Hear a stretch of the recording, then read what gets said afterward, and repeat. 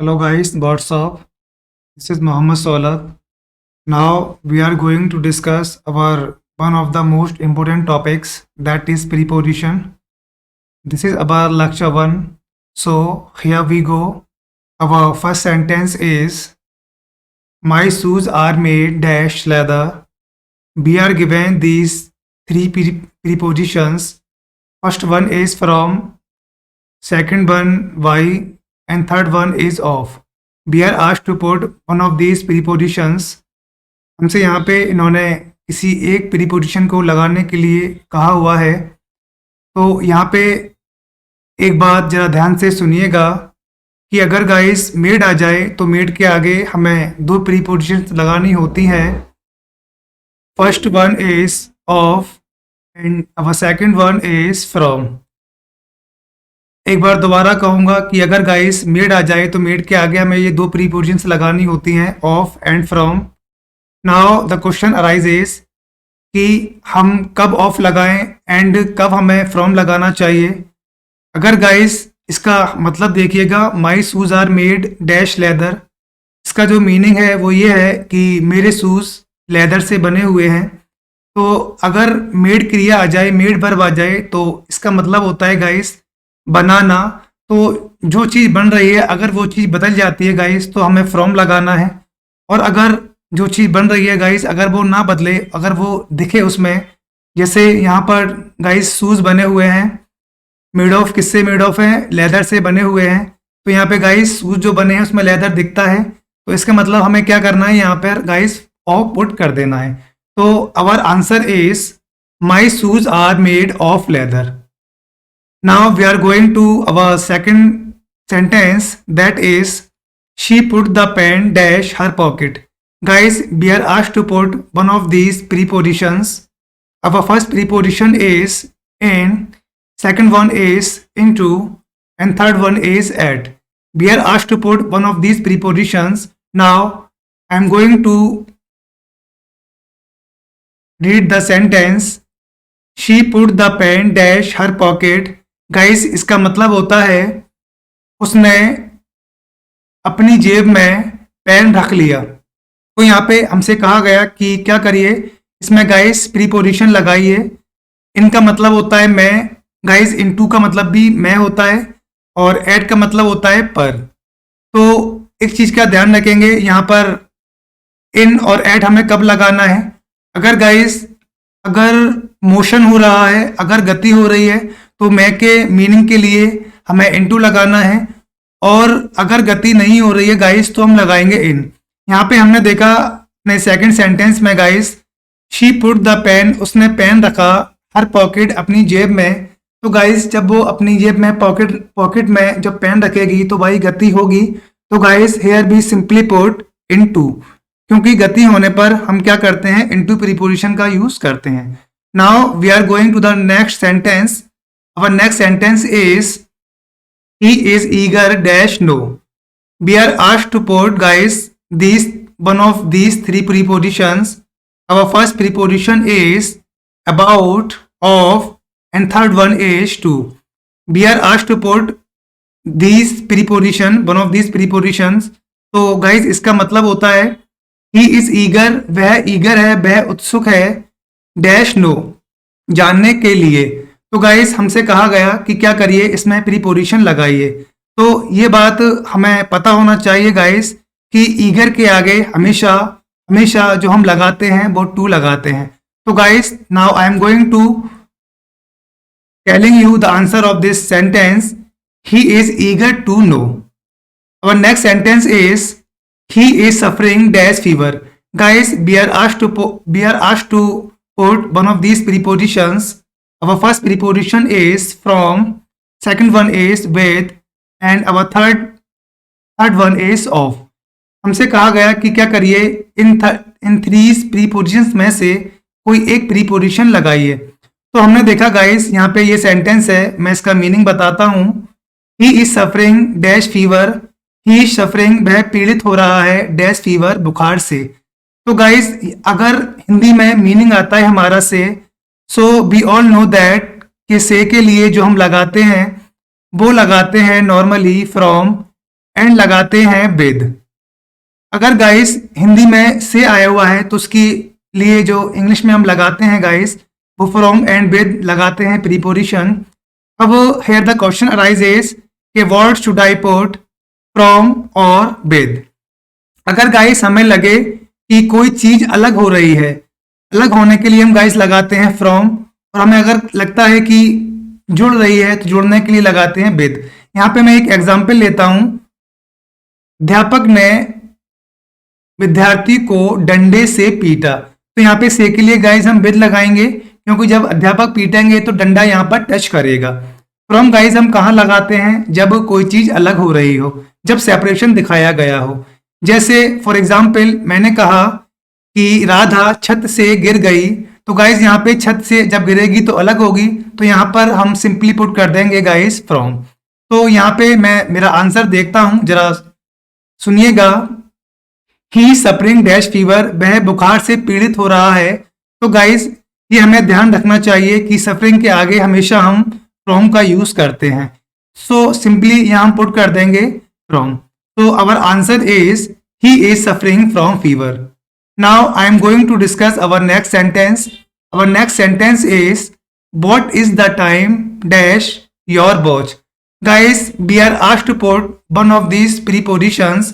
Our first preposition is in and second one is by, third one is given off. हमसे कहा गया कि क्या करिए, इन थ्री prepositions में से कोई एक preposition लगाइए। सो हमने सेंटेंस देखा व्हाट इज द टाइम, क्या टाइम हुआ है, डैश योर वॉच। तो गाइस इस चीज का ध्यान रखें, अगर हमसे टाइम पूछा जाए, टाइम वाला सेंटेंस हो और आगे जो हमारा दिया जा रहा है वो वॉच वगैरह दी जाए, तो हमेशा हम टाइम के साथ बाय का यूज करते हैं। So our answer is what is the time by your watch. Now I am going to discuss our next sentence. Our next sentence is it has been raining dash morning. Guys, we are asked to put the prepositions. Our first preposition is since and second one is for. हमें यहाँ पे दो prepositions guys दी जा रही हैं। हमारी पहली preposition है since and second one is for. हमसे कहा कि क्या करिए, इसमें preposition लगाइए। तो हमने guys यहाँ पर देखा हमारा जो ये sentence है, This is present perfect continuous. As we know, present perfect continuous की जो पहचान होती है वो होती है has been, have been, ing। तो guys हमें ये पता होना चाहिए कि present perfect continuous में, past perfect continuous में and our third one is future perfect continuous। इसमें जो हम preposition लगाते हैं guys वो लगाते हैं since और for। सिंस लगाते हैं डेफिनेट टाइम के साथ एंड फॉर लगाते हैं with the indefinite time. Indefinite time के साथ लगाते हैं गाइस हम फॉर।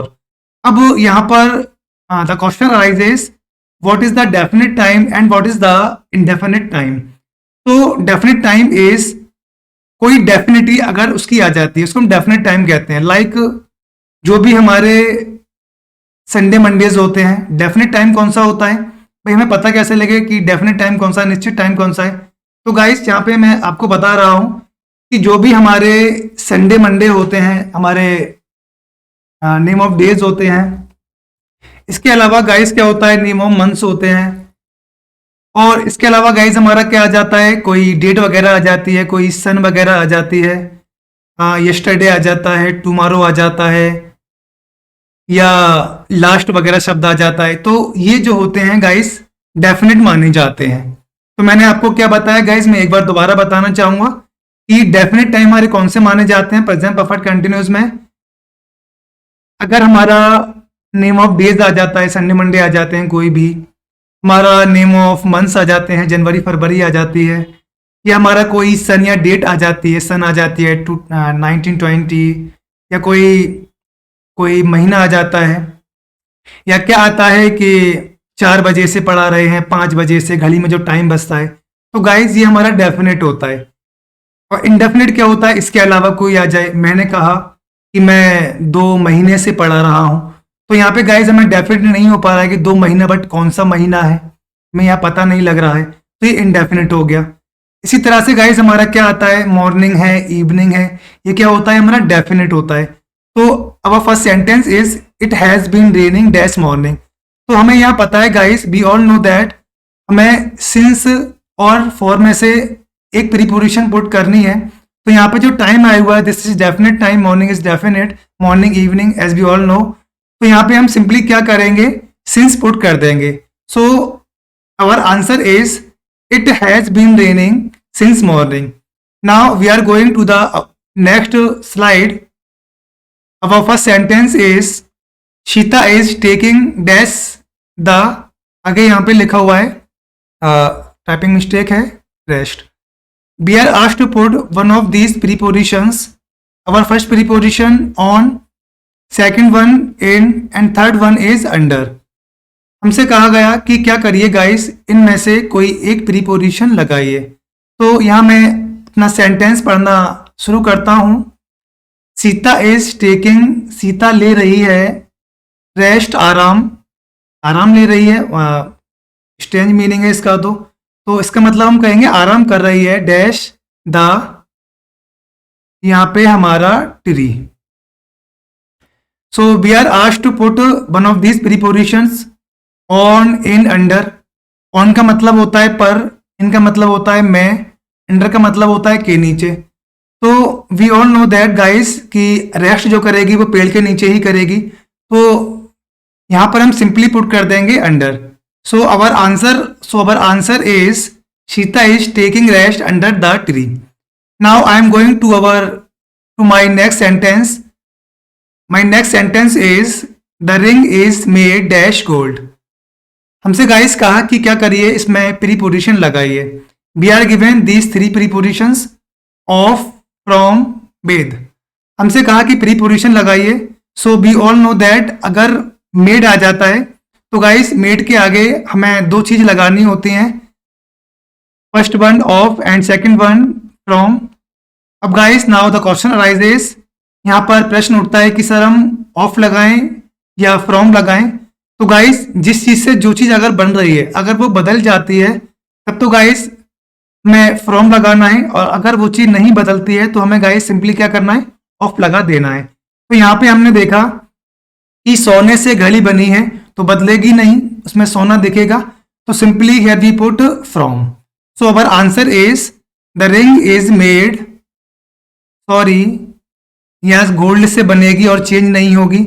अगर चेंज हो जाती तो गाइस हम क्या करते, फ्रॉम लगाते। यहाँ पर चेंज नहीं होगी तो हम यहाँ पर सिंपली पुट कर देंगे हमारा from. So our answer is the ring is made of gold. Now I am going to my next sentence. My next sentence is everyone loved dash him. Guys, we are asked to put one of these prepositions. First one at, second one on and third one is off. हमसे कहा कि क्या करिए, ये हमारा sentence दिया हुआ है। Everyone loved, प्रत्येक व्यक्ति हंसता था, dash him, उस पर।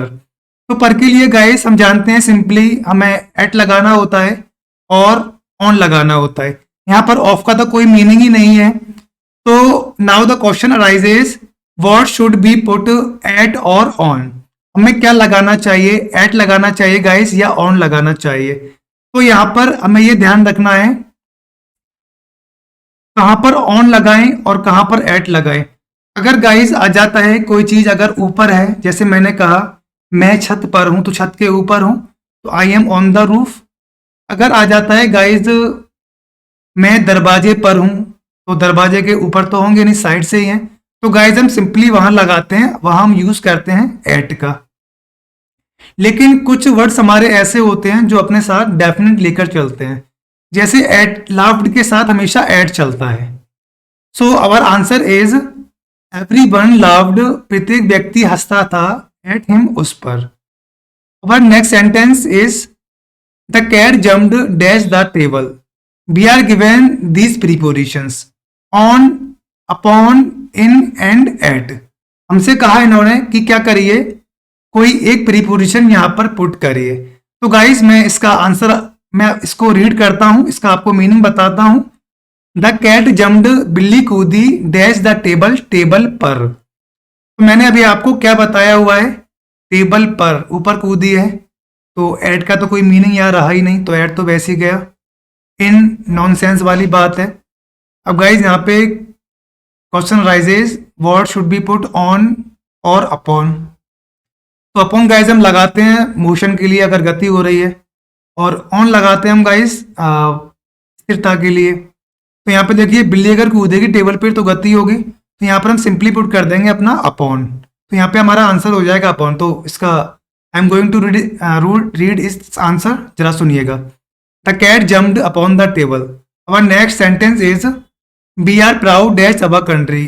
गाइज हमसे कहा कि क्या करिए, इसमें प्रीपोजिशंस पुट करिए। We are given these 3 prepositions on, of and in. तो मैं इसका आंसर पढ़ता हूँ, इसका मीनिंग बताता हूँ आपको।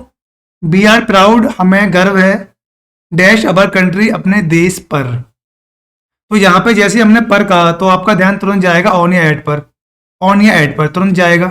लेकिन हमें ये पता है कि कुछ वर्ड्स ऐसे होते हैं जो अपने साथ गाइस क्या करते हैं, डेफिनेट प्रीपोजिशन लेके चलते हैं।